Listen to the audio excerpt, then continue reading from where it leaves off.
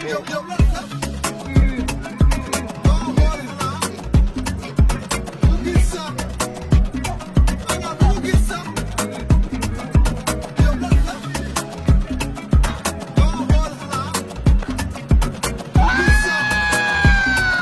as une beauté arrière-pentante et derrière-pentante.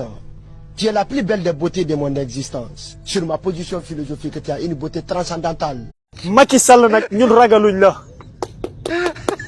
boo gisee aujourd'hui je porte le couleur rouge pour manifester.